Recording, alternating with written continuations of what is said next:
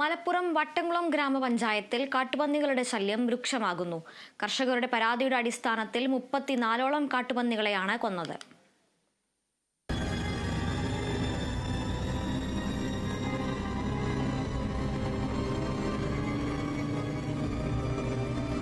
വട്ടക്കുളം പഞ്ചായത്തിന്റെ വിവിധ മേഖലകളിൽ രൂക്ഷമായ കാട്ടുപന്നി ശല്യം തുടങ്ങിയിട്ട് ഏറെ നാളായി. കാട്ടുപന്നി ശല്യം രൂക്ഷമായതിനെ തുടർന്ന് നെല്ലും വാഴയും കപ്പയും അടക്കമുള്ള കാർഷിക വിളകൾ വലിയ തോതിൽ നശിപ്പിക്കപ്പെട്ടിരുന്നു. കർഷകരുടെ പരാതിയുടെ അടിസ്ഥാനത്തിലാണ് വട്ടംകുളം ഗ്രാമപഞ്ചായത്തിൽ കാട്ടുപന്നികളെ വേട്ടയാടി നശിപ്പിക്കാൻ തീരുമാനിച്ചത്.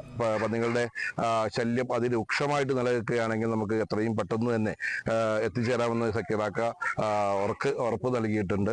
എന്തായാലും ഒരു പരിധിവരെ നമുക്കിവിടെ നമ്മുടെ കൃഷിക്കാർക്ക് ഒരു ആശ്വാസം ആയിട്ടുണ്ടെന്ന് തന്നെയാണ് മനസ്സിലാക്കാൻ സാധിച്ചിട്ടുള്ളത്.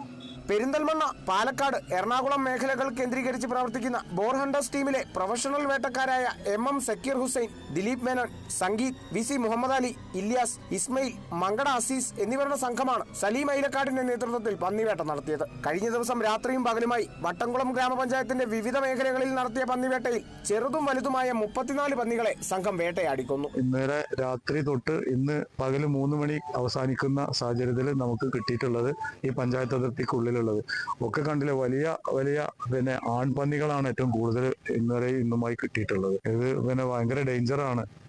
ആളുകളെ ഇടിച്ചു കഴിഞ്ഞാൽ അപകടം ഉണ്ടാവും. പന്നിശല്യത്തിന് താൽക്കാലിക പരിഹാരം മാത്രമാണ് ഉണ്ടായിട്ടുള്ളതെന്നും പന്നിശല്യം വീണ്ടും രൂക്ഷമായാൽ അവയെ നശിപ്പിക്കാനുള്ള നടപടികൾ സ്വീകരിക്കുമെന്നും പഞ്ചായത്ത് സെക്രട്ടറി അറിയിച്ചു.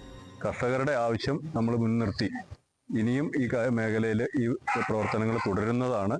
ഇതുമായി ബന്ധപ്പെട്ട് കർഷകരുടെ വലിയൊരു ആവശ്യം നമ്മൾ പൂർത്തീകരിച്ചിരിക്കുകയാണ്.